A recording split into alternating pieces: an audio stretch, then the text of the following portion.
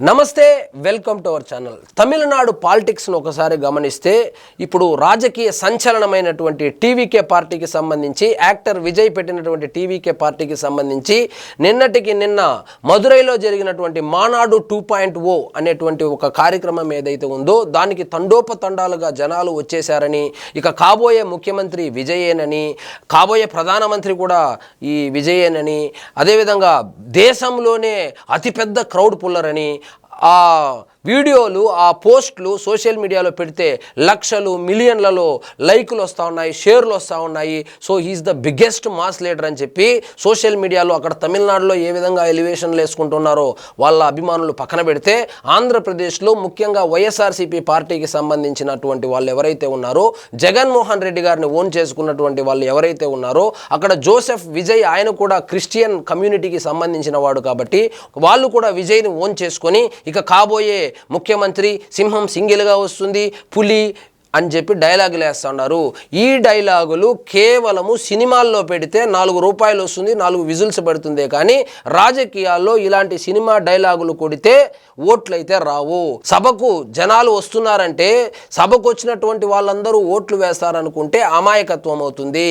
అది చాలాసార్లు ప్రూవ్ అయింది. లేటెస్ట్గా సిద్ధం సిద్ధం సిద్ధం అని సభలు పెట్టి జన సమీకరణ చేసి బల ప్రదర్శనకు దిగి చూడండి జగన్మోహన్ రెడ్డి గారిని ఏ విధంగా జనాలు మళ్ళీ ముఖ్యమంత్రి కావాలనుకుంటున్నారు అని చెప్పి ఆ గ్రీన్ మ్యాట్లు వేసి జనాలు వచ్చిన దానికన్నా డబుల్ ట్రిపుల్గా సోషల్ మీడియాలో తిప్పుకుంటే కట్ చేస్తే ఏమైందంటే ఆంధ్రప్రదేశ్లో 151 సీట్లు ఉన్నటువంటి ఒక పార్టీకి మధ్యలో 5 గాల్లో కలిసిపోతే 11 సీట్లు మాత్రమే వచ్చింది. ప్రతిపక్ష హోదా కూడా కోల్పోవడం జరిగింది.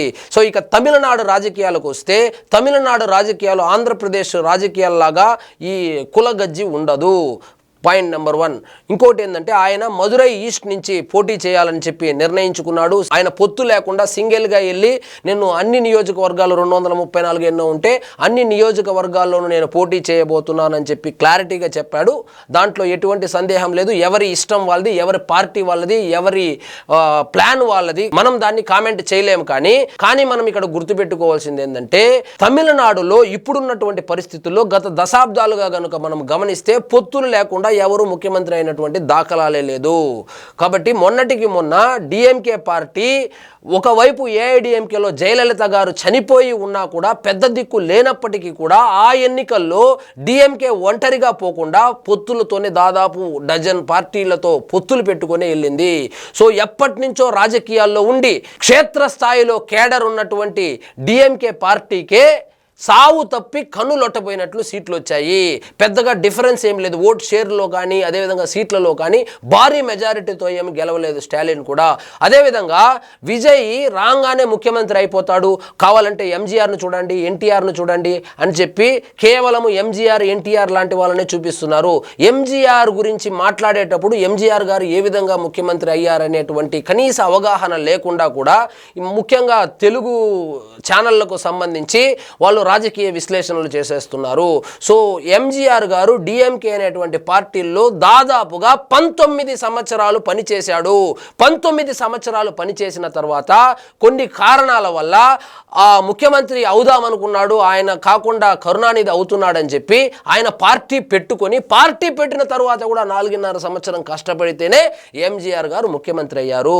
తరువాత కరుణానిధి వ్యవహారానికి వస్తే కరుణానిధి కూడా దశాబ్దాలుగా రాజకీయాల్లో ఉండి అదే పార్టీలో ఉండి పోరాడి దశాబ్దాలు కష్టపడితే ముఖ్యమంత్రి అయ్యాడే కానీ సంవత్సరానికి ఈ మానాడు 1.0 మళ్ళీ ఒక సంవత్సరం తర్వాత 2.0 మళ్ళా ఒక సంవత్సరం తర్వాత 3.0 అని పెట్టి జన సమీకరణ చేసి బల ప్రదర్శన దిగితే ముఖ్యమంత్రి కాలేదు. అదేవిధంగా జయలలిత గారు ఏఐఏడిఎంకేలో ఎంజీఆర్ గారితో ఆ పార్టీలో జాయిన్ అయిన తరువాత కూడా దాదాపు 4.5 సంవత్సరం 5 సంవత్సరాలు కష్టపడితేనే మళ్ళీ ఆమె ముఖ్యమంత్రి అయ్యారు.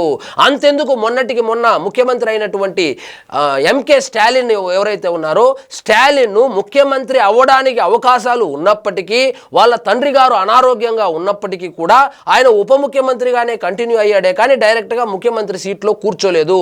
ఎందుకంటే తమిళనాడు ప్రజలు ఎవరైతే ఉన్నారో, తమిళనాడు ఓటర్లు ఎవరైతే ఉన్నారో వాళ్ళు ఇలాంటివి హర్షించరు, అంత ఈజీగా ఎవరిని నమ్మరు. సో నేను రాజకీయ పార్టీ పెడతా అని చెప్పి రజనీకాంత్ గారు ఎన్నోసార్లు ప్రకటించి కూడా విరమించుకోవడానికి కారణం ఇదే. అదేవిధంగా సినిమా గ్లామర్ పనిచేస్తుంది అని చెప్పడానికి ఆ తమిళనాడులోనే తీసుకుంటే విజయకాంత్ గారి పార్టీ కావచ్చు, అదేవిధంగా మొన్న కమల్ హాసన్ గారు అది విలీనం చేశాడో ఏం చేశాడో తెలియదు, ఒక రాజ్యసభ సీటు తీసుకొని గమ్మునైపోయాడు. ఇప్పుడు రాజకీయాలు అంటే జన సమీకరణ చేసుకొని బల ప్రదర్శనకు దిగి మేమే ముఖ్యమంత్రులు అంటే కుదరదు. రాజకీయాలంటేనే ఎత్తులు, పై ఎత్తులు, పొత్తులు. రాజకీయాల్లో రాణించాలంటే ముందు ఆ రాజకీయాలను అర్థం చేసుకోవాలి. ఆ రాజకీయాలను అర్థం చేసుకోవడానికే పవన్ కళ్యాణ్ గారికి 10 సంవత్సరాలు పట్టింది. సో అట్లీస్ట్ పవన్ కళ్యాణ్ గారినైనా చూసి ఆయన ఏదైనా నేర్చుకున్నాడా విజయ్ గారు అంటే అది లేదు. సో వాళ్ళు అనుకోవడం ఏంటంటే వచ్చే జనాలంతా ఓట్లు వేసేటట్టుంటే పవన్ కళ్యాణ్ గారు 2 చోట్ల ఎందుకు ఓడిపోతారు, అది కూడా ఆయన సొంత సామాజిక వర్గం చాలా బలంగా ఉన్నటువంటి నియోజకవర్గాల్లోనే ప్రజలు మొదటిసారి ఆయన్ని అంగీకరించలేదు. తరువాత ఆయన జనాల్లో కన్సిస్టెంట్గా పోరాటాలు చేసి ఆయన రాజకీయాలు అర్థం చేసుకుని ఎలాగైనా జగన్మోహన్ రెడ్డి గారిని దించాలనేటువంటి ఉద్దేశంతో ఎత్తులు పై ఎత్తులేసి పొత్తులు పెట్టుకొని 100% స్ట్రైక్ రేట్ కొట్టగలిగాడు. సో అలా కాదని లేదు నా సభలకు జనాలు వచ్చేస్తా ఉన్నారు, నేనే రేపు పొద్దున ముఖ్యమంత్రి, నేనే ప్రధానమంత్రి అని కనుక ముందుకు వెళ్ళింటే ఆయన కూడా 2019 రిజల్ట్స్ ఏదైతే ఉందో అదే రిపీట్ అయ్యేది. సో విజయ్ పవన్ కళ్యాణ్ గారిని చూసి నేర్చుకోవాల్సింది. కానీ ఇక్కడ ఏందంటే జనాలు మొత్తం పవన్ కళ్యాణ్ గారు కనుక జనాలను చూసి మళ్ళీ ఒంటరిగా వెళ్ళి ఉంటే ఇప్పుడు వచ్చినటువంటి రిజల్ట్స్ వచ్చి ఉంటాయని మాత్రం నేనైతే అనుకోవడం లేదు. కాబట్టి రాజకీయాల్లో రాణించాలంటే ముందు రాజకీయాలను అర్థం చేసుకోవాలి. రాజకీయాలంటే ఈ సభలు పెట్టుకోవడమో లేదా పొలిటికల్ స్ట్రాటజిస్టులను పెట్టుకోవడమో, పొలిటికల్ స్ట్రాటజిస్ట్గా ఆయన పెట్టుకున్నటువంటి విజయ్ గారు పెట్టుకున్నటువంటి ప్రశాంత్ కిషోర్ ఎవరైతే ఉన్నారో ఇదే ప్రశాంత్ కిషోర్ టీమే 2024లో జగన్మోహన్ రెడ్డి గారికి పనిచేసింది. ఇదే గ్రీన్ మ్యాట్లు, ఇదే జన సమీకరణలు, ఇదే సోషల్ మీడియాలో పబ్లిసిటీ ఇలాంటివి చేసే జగన్మోహన్ రెడ్డి గారికి ప్రతిపక్ష హోదా కూడా లేకుండా చేశారు. సో ఏ విధంగా అయితే ప్రశాంత్ కిషోర్ టీం 2019లో జగన్మోహన్ రెడ్డి గారికి అధికారంలో రావడానికి సహాయపడిందో అదే టీమే 2024లో కూడా ప్రతిపక్ష హోదా కూడా లేకుండా పోవడానికి కారణమైంది. కాబట్టి ఈ పొలిటికల్ స్ట్రాటజిస్టులు లేకపోతే ఈ సభలో వీటి వల్ల ఓట్లు రాదు. సోషల్ మీడియాలో ఇన్ని లైకులు వచ్చినాయి, ఇన్ని షేర్లు వచ్చినాయి, మాస్ లీడర్ అని చెప్పి చెప్పుకోవడానికి బాగుంటుందే కానీ గ్రౌండ్ లెవెల్లో అవి వర్కౌట్ కావు. జనాల నాడి వేరు, ఓటర్ల నాడి వేరు, ఈ సోషల్ మీడియాలో ఉన్నటువంటి హైప్ వేరు. సోషల్ మీడియాలో ఎన్నికలు జరగవు, ఎన్నికలు జరిగేది గ్రౌండ్ లెవెల్లో జరుగుతాయి. సో విజయ్ గారి విషయానికి వస్తే ఎప్పుడో పార్టీ పెట్టిన తర్వాత ఇది 2వ సభ పెట్టాడు. ఇప్పుడు ముఖ్యమంత్రిగా ఉన్న ఈ ఎంకే స్టాలిన్ గారిని తీసుకుంటే ఎన్నో పోరాటాలు చేశాడు, హిందీ మీద పోరాడాడు, అదేవిధంగా ఎన్ని వీధి పోరాటాలు చేశాడో, ఎన్నిసార్లు జైలుకి వెళ్ళాడో, ఎన్ని రోజులు జైలు జీవితం గడిపాడో లెక్కే లేదు.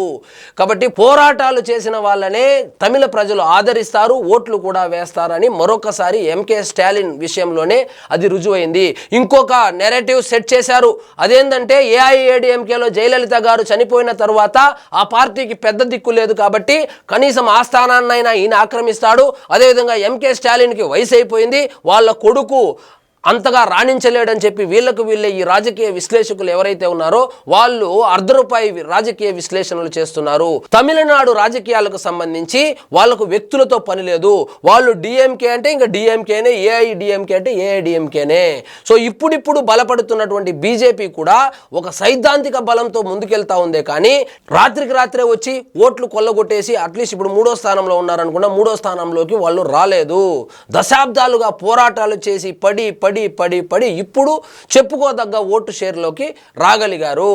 సో కేంద్ర ప్రభుత్వంలో అధికారంలో ఉన్నటువంటి బీజేపీకే తమిళనాడు రాజకీయాల మీద పట్టు సాధించలేకపోయారంటే ఒక సినిమా యాక్టర్ వచ్చి ఎప్పుడో సంవత్సరానికి ఒకసారి సభ పెట్టి 4 సినిమా డైలాగులు పెట్టి సింహము పులి నేను ఒంటరిగా వస్తా ఇట్లాంటి డైలాగులు చెప్పి లేదా 2 పాటలు పాడి అలరిస్తే 4 చప్పట్లు కొడతారే కానీ ఓట్లు అయితే వేయరు. కావాలంటే చూసుకోండి, ఆయన ప్రకటించినటువంటి సీట్ ఏదైతే ఉందో ఆయన సొంతంగా పోటీ చేస్తున్నటువంటి సీటు మదురై ఏదైతే ఉందో ఆ మదురైకి సంబంధించి కూడా అంత ఈజీ కాదు అక్కడ గెలవడము. సో ఆయన సొంతంగా ఎమ్మెల్యే గెలవడానికి కూడా చాలా కష్టపడవలసి ఉంది. అంతేగాని ఈ సోషల్ మీడియాలో వ్యూస్ వచ్చేసింది, 1 మిలియన్ వ్యూస్, 2 మిలియన్ వ్యూస్, ఇన్ని లైకులు వచ్చింది, ఇన్ని షేర్లు వచ్చిందంటే సోషల్ మీడియాలో ఓట్లు వేస్తే విజయ్ ముఖ్యమంత్రి కాడు అనేటువంటి విషయాన్ని మీరు గుర్తుపెట్టుకోవాలి. అంతేగాని రాజకీయాల్లో ఒక ఎంజీఆర్ అయిపోవడం కేవలం అది ఒక ఎన్టీఆర్ గారికి మాత్రమే సాధ్యమైంది. తరువాత పార్టీలు పెట్టినటువంటి సినిమా ఇండస్ట్రీ నుంచి వచ్చినటువంటి వాళ్ళు చాలా స్ట్రగుల్స్ ఎదుర్కొన్నారు. అందుకు ప్రధాన ఉదాహరణే పవన్ కళ్యాణ్ గారు. పవన్ కళ్యాణ్ గారు కూడా పార్టీ పెట్టంగానే మీ ఉప ముఖ్యమంత్రి అయిపోలేదు, ఎమ్మెల్యేను అయిపోలేదు. ఆయన దశాబ్దం కాలం పాటు పార్టీని నడిపి కష్టపడి పోరాటాలు చేసి జగన్మోహన్ రెడ్డి గారు లాంటి వాళ్ళను ఎదుర్కొని నిలబడి పోరాడి గెలిస్తే ఇప్పుడు ఉప ముఖ్యమంత్రి అయ్యాడే కానీ ఆయన డైరెక్ట్గా షూటింగ్ నుంచి వచ్చో లేకపోతే ఒక మీటింగ్ పెట్టో ఉప ముఖ్యమంత్రి కాలేదు. కాబట్టి ఇక్కడ రాజకీయాల్లో ఒకరిని పోల్చుకోకూడదు. ఎంజీఆర్ గారు రాజకీయాల్లోకి వచ్చినప్పుడు పరిస్థితులు వేరే, ఇప్పుడు విజయ్ గారు రాజకీయాల్లోకి వచ్చినటువంటి పరిస్థితులు వేరే, ఎన్టీఆర్ గారు రాజకీయ పార్టీ పెట్టి పోటీ చేసి గెలిచినటువంటి పరిస్థితులు వేరే, పవన్ కళ్యాణ్ గారు పార్టీ పెట్టి పోటీ చేసినప్పుడు ఉన్నటువంటి పరిస్థితులు వేరే. సో పరిస్థితులు బట్టి రాజకీయాలు మారుతూ ఉంటాయి. అంతేగాని సభలకు జనాలు వచ్చేస్తూ ఉన్నారు, వీళ్ళంతా ఓట్లేసేస్తూ ఉన్నారు, మనం ముఖ్యమంత్రి అయిపోదాం, ప్రధానమంత్రి అయిపోదాం అంటే అది నిజంగా పగటికలగానే మిగిలిపోతుంది. రాజకీయాలు అంటే ఎత్తులు, పై ఎత్తులు, జిత్తులు, పొత్తులు, ఇవి కరెక్ట్గా అర్థం చేసుకున్న వాళ్ళు రాజకీయాల్లో రాణిస్తున్నారు. ఇవి కరెక్ట్గా అర్థం చేసుకోని వాళ్ళు, సినిమా ఇండస్ట్రీ నుంచి వచ్చిన వాళ్ళు ముఖ్యంగా రాజకీయ పార్టీలు పెట్టినా కూడా వాళ్ళు మనుగడైతే సాధించలేకపోయారు. సరే మరి చూద్దాం. మరి విజయ్ గారు పార్టీ పెట్టారు, ఎలాగో పోటీ చేయబోతున్నారు 234 సీట్లలో. మరి ఫలితాలు ఏ విధంగా ఉంటాయనేది తెలియాలంటే వేచి చూడాల్సిందే. సో ఇదండి ఈరోజు మన టాపిక్. మీకు ఈ వీడియో నచ్చినట్లయితే లైక్ చేయండి, షేర్ చేయండి, ఛానల్ మాత్రం సబ్స్క్రైబ్ చేసుకోవడం మర్చిపోదు.